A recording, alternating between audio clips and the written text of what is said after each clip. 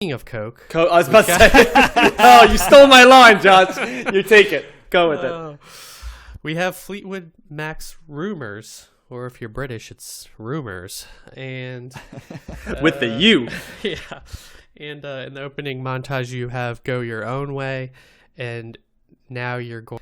Fleetwood Mac's Rumors comes in at number 6 in the 1970s on Best Ever Albums. Number 1 in 1977. Number 25 of all time. This is a banger, fellas. It's Fleetwood Mac's highest rated album on Best Ever Albums. And in Rolling Stone, number 7 of all time. Yep. Have we covered any albums that are in, well, we probably covered some that are in the 6, right? In the top 6 in that? In Rolling Stone? Yeah. Well, is this the Marvin highest Gaye rated is one? right? Marvin Gaye. We did Pet Sounds. We Beach did Boys, Blue. yeah. We did Songs in the Key of Life. We did Abbey Road. The only one we haven't done yet, Nevermind, number 6. So music stopped after 1991, apparently, according to Rolling Stone, which is so on point for Rolling Stone. Well, Lauryn Hill's Miseducation of Lauryn Hill's number 10, and that was 98, John. So. Okay. Let's hire a couple folks to throw some hip-hop albums in so we don't look too much like baby boomers. I feel like that's what the last chart was. So, well, Fleetwood Mac is one of those bands that had 10 albums out before we get to Rumors. I don't know how much you know about Fleetwood Mac Nix and Buckingham joining the band, but they are kind of like Michael Jackson off the wall. You're like, oh, they had albums before that. Yeah, they're like the Bee Gees. I always think they're like that. They had this whole other career before they became like massive stars. It was shocking to see when I looked at the list. So I'm going to try and do as brief I can covering all that time. Fleetwood Mac formed in 1967 by Peter Green, Mick Fleetwood, Jeremy Spencer, and John McVie, or later, slightly later, John McVie. And then they started out as a British blues band. Peter Green had been part of John Mayall and the Blues Breakers, along with Fleetwood and McVie. And we have mentioned John Mayall and the Blues Breakers before. What other prominent artist was in it? I know I don't remember who it is, but any guesses, John? Oh gosh, I feel like it's one of the members of Cream, but I'm probably wrong. You are right. It's Eric Clapton. Is it Eric Clapton? That's what I thought. Yeah. Mm-hmm. Peter Green replaced Eric Clapton after he left John. There we go. Blues Breakers. Smarter than I thought I was. And so while they were with that band, the three of them, I guess John Mayall gave them studio time to mess around or record with, and they recorded some of their own songs separately, the three of them. And one of the songs was an instrumental named Fleetwood Mac, which is a combination of Mick Fleetwood and Mac being short for McVie. So that's where the name comes from. And after that, Peter Green decided they wanted to form their own band, and Fleetwood Mac. And however, despite coming up with that name and using it, McVie did not join right away.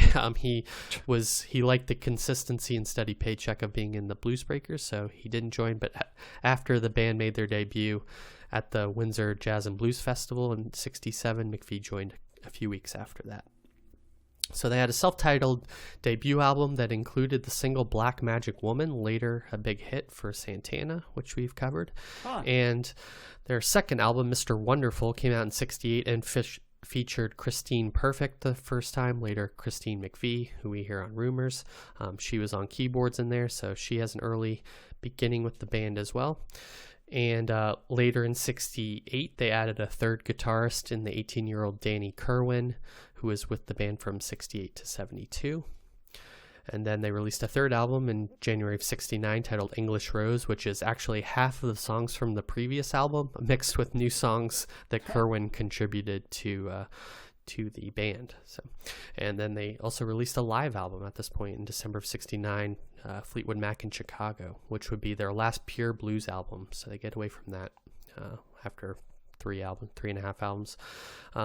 Also, really fun fact that I didn't know, that Mick Fleetwood was the brother-in-law of George Harrison. Did you know that? I did not know that. He was married to Jenny Boyd, sister of Patty Boyd, in 1970. Wow. So they were close friends and relatives. I did not know that. Yeah. That is a fun fact, Josh. Yeah. Thank you. Mm-hmm. Their third studio album, Then Play On, came out in September '69, which is their first quote-unquote rock album, and then Peter Green decided to leave the band in May of 1970 due to declining mental health and I think some addiction issues as well. They released a fourth album, Kiln House, in September of 70, and this marks a transition in their sound with some rock mixed with also some country now thrown in. Christine Perfect is now married to John McVie, so she is now Christine McVie, and she joins the band on keyboard and vocals, which feature prominently in Rumors.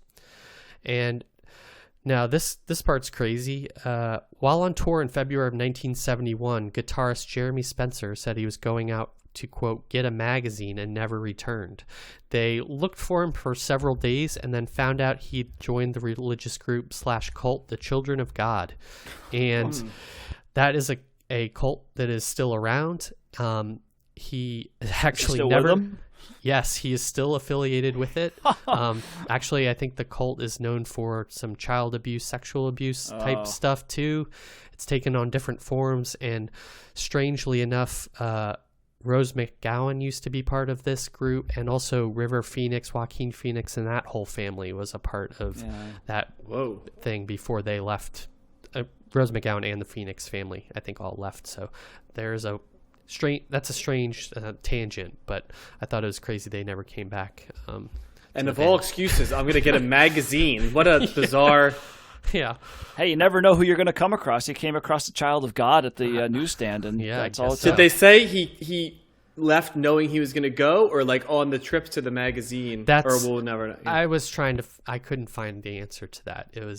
I was wondering that myself, how premeditated was there? That is a good question, though. Because if that happened on the way to the magazine, that's a pretty good salesman right there. Because if he's still there, geez. You also know you're something within the Wikipedia thing. In the first couple sentences, you see former members have accused the group of child sexual abuse, physical abuse, exploitation, the targeting of vulnerable people, and creating lasting trauma among children. Yeah, great. Jeez, definitely. Not a good influence. So Peter Green temporarily came back to fill in after Jeremy Spencer left, and they hired a man by the name of Bob Welch in the summer of 71, and he was with the band in 74. So Peter Green filled in, then Bob Welch took over for Peter Green as a guitarist, and was with the band until 74. Their fifth album, Future Games, was released in September of 71, and 6 months later, Bare Trees, their sixth studio album, was released. These albums, all these following albums now feature kind of constantly changing lineups. There's people that come and go, and they bring new people in, guitarists and things like that. They fired Danny Kerwin due to alcoholism and problems on tour. They released a seventh album called Penguin, an eighth album called Mystery to Me. And during this time, personal problems within the band also started to occur that would carry over into Rumors, primarily being marital problems between Christine and John McVie, and also Bob Weston, who is the best friend of Mick Fleetwood and a guitarist in the band, having an affair with his wife, Jenny Boyd. Yeah, and then they obviously they fired Bob Weston from the band after that and canceled the tour, and they said that the band was splitting up. In 73, however, the band manager Clifford Davis was left with major touring commitments after all the drama canceled basically the tour that they had just started. So he put together a fake Fleetwood Mac lineup to complete the tour. I don't think this has happened on the show before. Fleetwood Daddy Mac. The members of this lineup were told that Mick Fleetwood would join the band and that it was sanctioned by him and that he would be joining them on tour, but he did not promise that or said that was true. That was a lie. Punked. They got punked. Yeah. In a somewhat wild twist, they started the tour in January of 74, and they were actually really good, and the crowds liked them.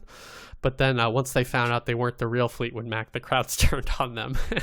They didn't even know. Amazing. Yeah, that's pre-social media for you. The band eventually dissolved, and the tour was canceled again, I guess. And then inevitably there was a lawsuit over the rights to the name Fleetwood Mac that was settled 4 years later. I just can't imagine being in that band and then finding out you're not, Fake no, Fleetwood Mac. you're not really Fleetwood Mac, or you're not. This wasn't supposed to happen. While all this was going on, Bob Welch was in LA and convinced the band to move from England to California, LA primarily, more specifically, and rock promoter Bob Graham, a lot of Bobs in this bio, convinced Warner Brothers, who was their label, that they were the real Fleetwood Mac, and that the McVie and Peter Green and Fleetwood were the real ones, and they should reform basically, and Warner Brothers sanctioned that, I guess, and managed themselves. I guess Warner Brothers was also managing this fake Fleetwood Mac. I don't know what the thing was with that. Or I guess because they were using the name, they were still considered Fleetwood Mac. And so then they reformed, and they recorded their 9th album, Heroes Are Hard to Find, later on. Bob Welch left the band in 1974, and Fleetwood Mac began looking for a replacement, and he heard a track from the album Buckingham Nicks, because they were a duo before they joined Fleetwood Mac, and they brought him in. And also, as you probably know, Buckingham and Nicks were boyfriend and girlfriend at the time as well, and Lindsay only agreed to join the band if Stevie Nicks could also come with him, because they were a unit. And so she thought that they could add something to the band and agreed, and then Fleetwood agreed, and they all joined the band in New Year's Eve of 1974. So that's the lineup that we are in now. And in 1975, they released their 10th album, the self-titled Fleetwood Mac, with the lineup that we have in Rumors: McVie, Fleetwood, Buckingham, and Nicks. And that album was a huge breakthrough for the band. It's a transition to the pop sound that we often think of solely of Fleetwood Mac as before all the blues stuff, or after all the blues stuff. And it was a hugely successful album, also reached #1 in the US and sold over 7 that's got million. Rhiannon and Landslide on it. Yep, those were two of the big ones. Also, Say You Love Me was another big one on that. And so this is the true transition, and Buckingham is a big contributor to that sound, the pop sound that they bring, that's on Rumors as well. So by this point in 1976, the band is under extreme personal stress. John and Christine McVie were in the midst of a divorce while recording Rumors. Buckingham and Nicks were also breaking up at the time. Fleetwood was getting a divorce from Jenny Boyd at this time. And all of this, coupled with a large amount of cocaine, contributed to the making of Rumors. And it's incredible. Cocaine's a hell of a drug. It sure is. It's amazing that this album is as amazing as it is, with the amount of stress. I can't imagine being in the same room with all these people, with your ex essentially, and making an album. Or exes, right? In some multiple cases. X's, yes. Yeah. Just a lot going on. Anyway, and this album was released in February 4th, 1977. It was recorded in February of 1976 in Sausalito, California, in a studio called the Record Plant, which is this funny wooden building essentially with very few windows. It just kind of looks like in the woods, this wooden shack almost. I mean, it's nicer than that, but that's how I pictured it. And engineers Ken Calais and Richard Dashett were brought in and shared production duties with the band. And also during this time, Stevie Nicks and Christine McVie lived in 2 condos near each other in Sausalito, away from the rest of the band, and they were kind of friends and safety net for each other, and they really none of the band really interacted with each other outside of being in the studio. The working title of this album was Yesterday's Gone, and Buckingham really took a lead in producing the album, along with working with Christine McVie and creating the compositions for the music. The members of the band, as I said, did not meet or socialize after their work. Also, there was tensions between Buckingham and the band kind of in the recording process as well. Buckingham, Christine McVie, and Nicks were all songwriters on this album and worked individually, but also kind of shared lyrics among themselves. The Chain is the only track in which all members of the band collaborated and are credited on. All of the songs, if you didn't know or hear, are about personal relationships, good and bad. And You Make Loving Fun is about another part of drama. Christine McVie at this time is dating Fleetwood Mac's lighting director, so that song is about him, and he wasn't even allowed around or in the studio for obvious reasons. Nix herself said, we've often watched those classic album documentaries, that series. I watched the one on this album, and Nix herself just outright said Gold Dust Woman is about cocaine. And so you don't say. I could have told you that instantly. Yep. Buckingham came up with secondhand news, the opening track, after hearing the Bee Gees jive talking, which immediately made sense after I heard him say that. And John McVie and Buckingham often clashed about the makeup of the songs and kind of the recording process as well, although they ultimately agreed that it worked out for the best. And they never dated, right? No, they did not. Fender Rhodes electric piano and the Hammond organ make appearances on this album, along with the clavinet and dobro, many instruments that we've talked about before. And then Fleetwood Mac demoed some tracks at the Universal Amphitheater in LA at this time, and John McVie suggested the album title Rumors because he felt the members were, quote, writing journals and diaries about each other through the music. Warner Correct. Brothers, yes. Warner Brothers chose Go Your Own Way as the promo single, and their aggressive marketing to radio stations resulted in over 800,000 advanced copies of the album. As I said, it was released February 4th, 1977, and a week later in the UK. The front of the album has Mick Fleetwood and Stevie Nicks in her Rhiannon stage persona, and shortly after they started a 7-month promo tour of the US.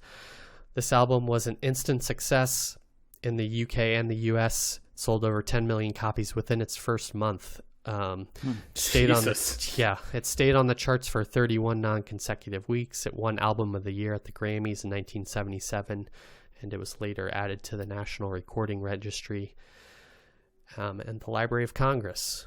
I do have some post stuff that's much shorter because it just keeps going on, and there's breakups and fucking reunions and all sorts of stuff and solo projects and whatnot, but multiple Clinton presidencies using the songs. Yes, I brought that. Yes, I was going to mention that. Don't Stop was his campaign theme song. And it was as omnipresent as fight song was during Hillary Clinton's.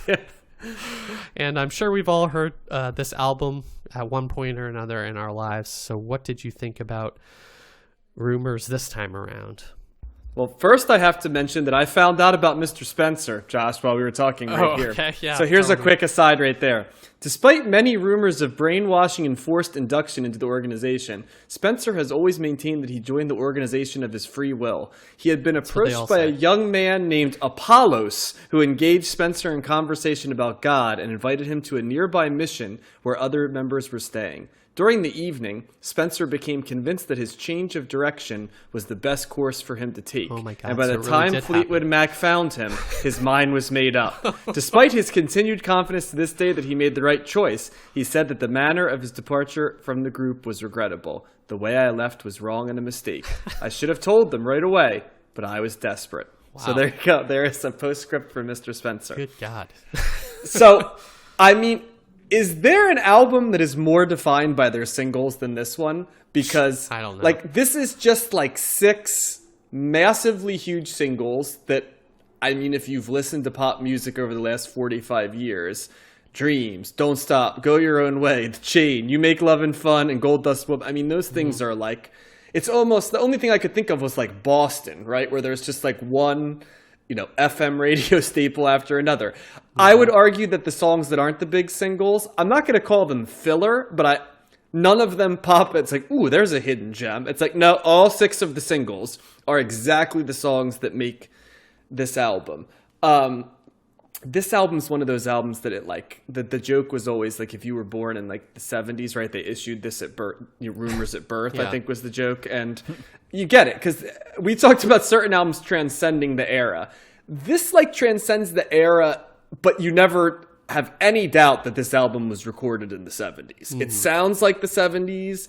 It's the cocaine soaked nature of this album and the gleaming production. It's just, and this isn't negatives, by the way, because this, you really just don't get albums like this nowadays, do you? I think some of this illustrates like the concept of an album, right? Where a massive album is just an album where it's a collection of singles, but also with the theme, and then boom, it's the thing you think of when you're there. And that's kind of what Rumors is. Rumors is to some degree Fleetwood Mac, and Fleetwood Mac is Rumors. They have we've mentioned many other hits, but like I don't think there's anyone who knows Fleetwood Mac that if they're like, what are some of their albums? Like in some ways it's like, I don't really know their album. I don't think anybody who knows Fleetwood Mac wouldn't know that this album existed. Right. It's things I like about Fleetwood Mac. I think Lindsey Buckingham is a very underrated guitar player. I know he's also a little bit of the composition guy for most of the Fleetwood Mac stuff that I like. I know the album after this, Tusk, is ridiculously excessive. So it's like the good and the bad of Fleetwood Mac, which, Fleetwood Mac always retains a sort of folk music feel to them, which I think is an homage to the old Fleetwood Mac. And Nix and Buckingham started out as like a folk rock duo too? Yeah, I kind of got that impression. Yeah, I think that's how they started. I remember reading something. I think they like met in high school. They were like playing like California Dreamin', which is like right on the nose, right along the way. But I like that. I have always thought the bass lines in Fleetwood Mac are really good. In fact, I think back to the old Rock Band days, Matt and we would play, and there were a few bass lines that were more fun to play than Go Your Own Way, which is just I think a really awesome pop rock song. It's instantaneously catchy. It's always for my entire life been a song that's like impossible to not like sing along to some degree for me. I don't know. I think it's because you can sing as Stevie Nicks or Lindsey Buckingham in that song, which is key to the success of that because it's like two different songs, even though it's the same. The Chain is a really unique song. Once again, it's instantly recognizable. Dreams is as well.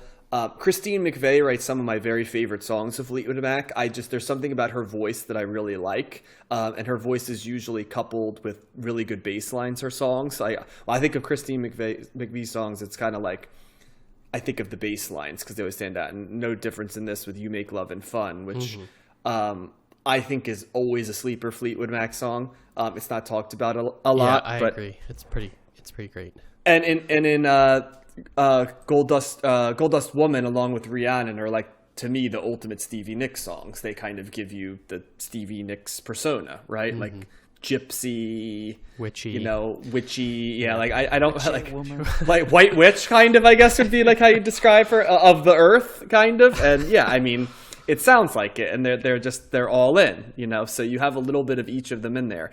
I thought, like, I kind of went through a period where I hated the song Don't Stop, but then I listened to it in this and I'm like, I don't hate this song, like in the context of this album. I think it's just, it was so overplayed, and like, I just thought of it as such a boomer song. It just was like the ultimate like sound of the boomers. I think it was kind of like, I remember just laughing as a kid. It's like when there's these people in 1992 talking about the future and they're playing a song from like 1976, I always and I think it biased me to like Don't Stop, because it's like, really, like you can't pick a modern song for the modern, but yeah, I didn't hate it as much on this, which was a pleasant surprise. But it's hard for me to analyze. Is this like one of my favorite albums? No. Do I enjoy this album and the hits? For sure.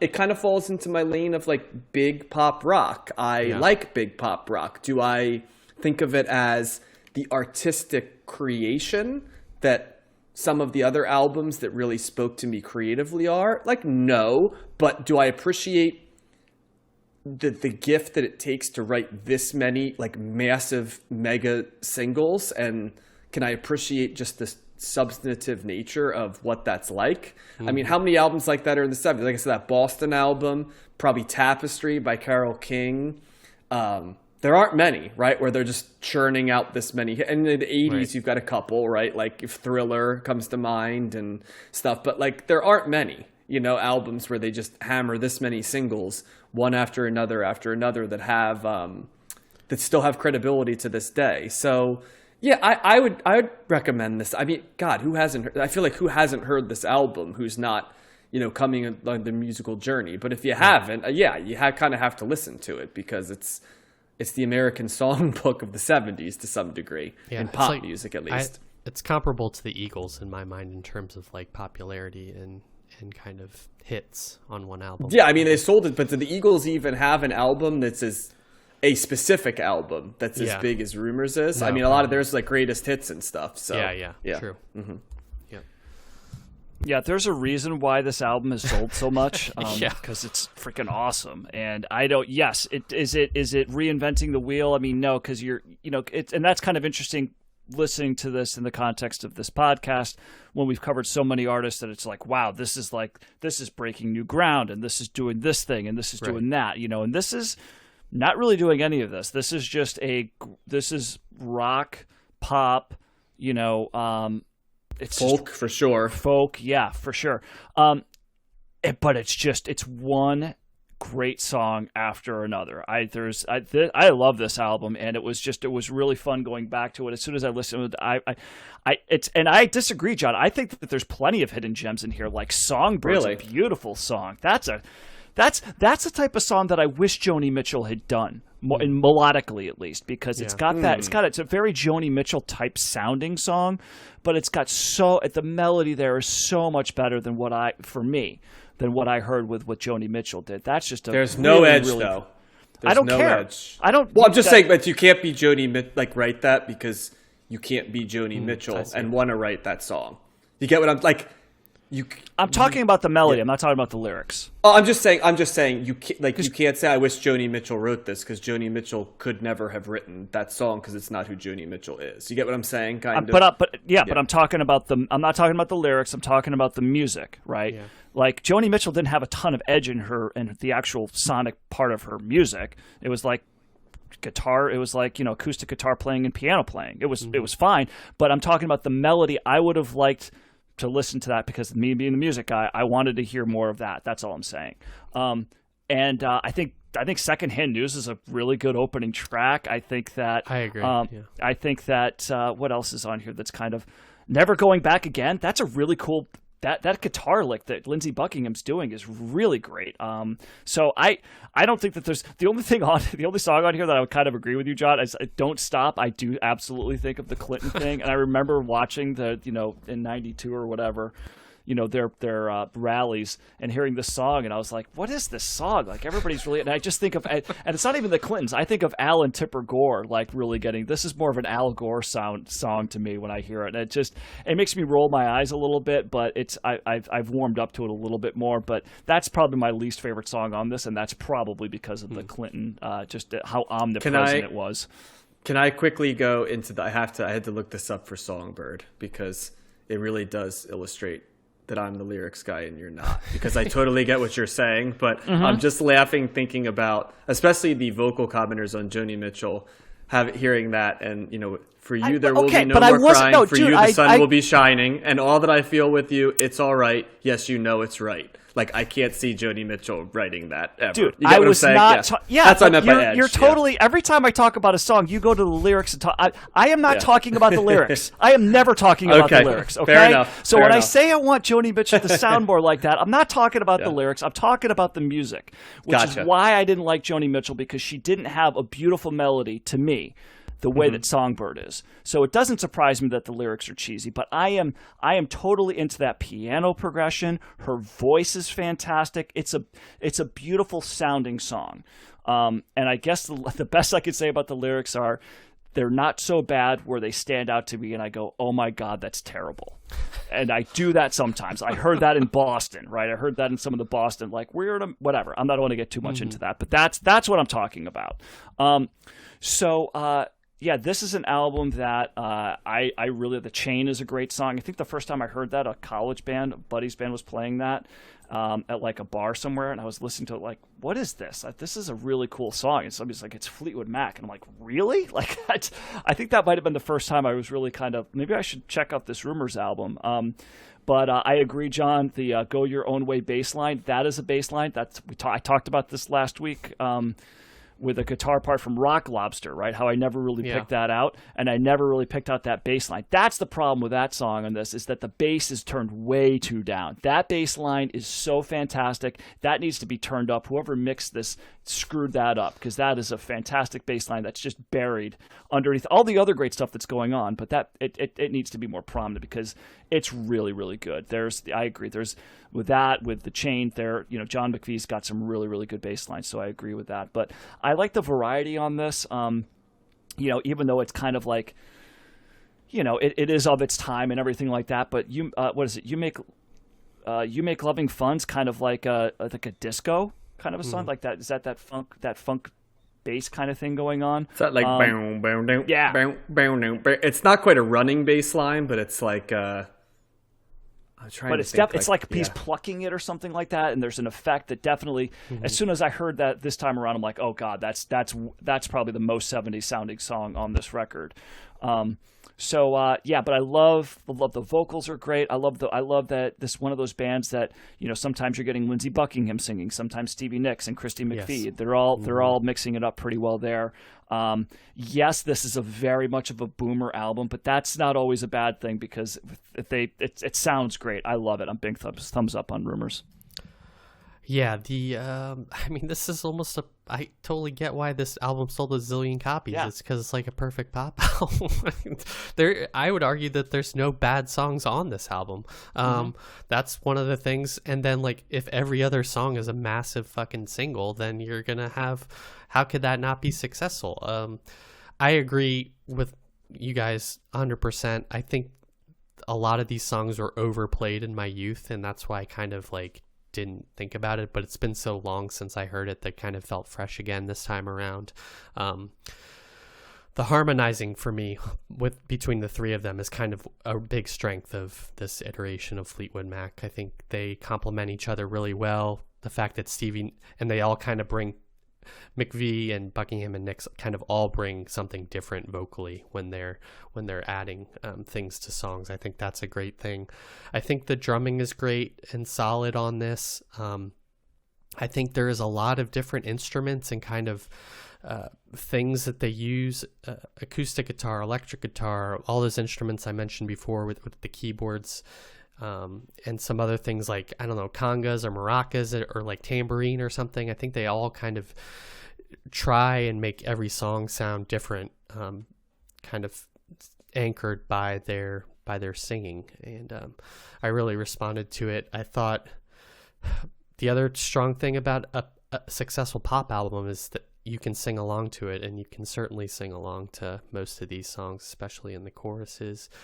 I think The Chain is really almost kind of underrated, and it's something I like about Tusk later on is kind of that instrumental opening, that slow build where they finally then drop the lyrics into it. I think that's really strong, and I think this is an album that despite being of the 70s kind of spans generations, and I think people of all ages can appreciate it. I certainly like it. I know my mom loves this album.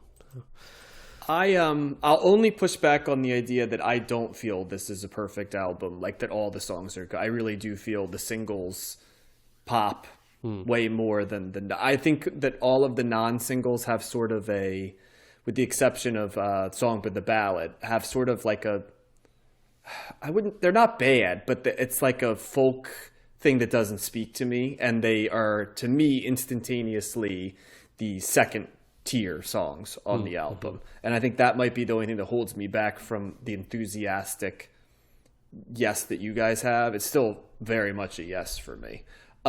I remember reading once that like one of the things that hurts Fleetwood Mac in terms of the serious critic, so to speak, is that they're kind of, they compare them to like Duran Duran, where everybody can play their instruments, but they have like the rep of being like a professional band, kind of, as opposed to like a vibrant band, right? You know what I mean? They're like solely professional and they play professional. And there's some truth to that, I think, because like Fleetwood Mac, I appreciate the craftsmanship of their stuff. And like you guys said, they crafted these songs that are there. But I think that's what I struggle with sometimes. Like some of those songs, they lack a little bit of heart for me. And that might be the only thing with some of the songs. They just have become so big that it's hard to like have an emotional connection to them. And I don't know if that's their fault. I think it's the nature of when a song or songs become that big. And that would be the only thing I say. Really only The Chain, I would say, still resonates. And Dreams maybe a little bit, like still resonates like an emotional connection to me. As much as I like Go Your Own Way, it's not like I'm like, ooh, you know, it's more like, ooh, nice, I like this bit. But that's the only thing I would argue is I've mentioned before, I need to feel from my gut a little bit sometimes for an album to transcend into like truly great. And that's the only quibble I'd have about this album. I don't know how often it puts me there.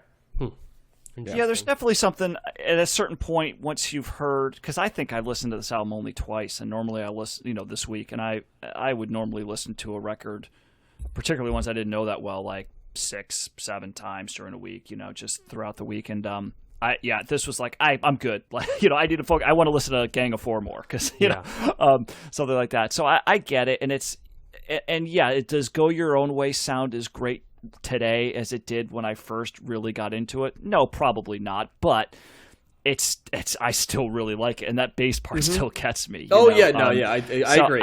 And it is, and I'm really differentiating between, you know, albums that are just really this groundbreaking thing and ones that just speak for what they are, you know, and I'm still okay with that. And I just get as much enjoyment out of this as I would just about any album, to be quite honest. I really do like this. And it's funny, you just brought up Dreams, John. That's a song we haven't really talked a whole lot about. That is by far the most listened to song on Spotify. It's closing in on 1 billion listens.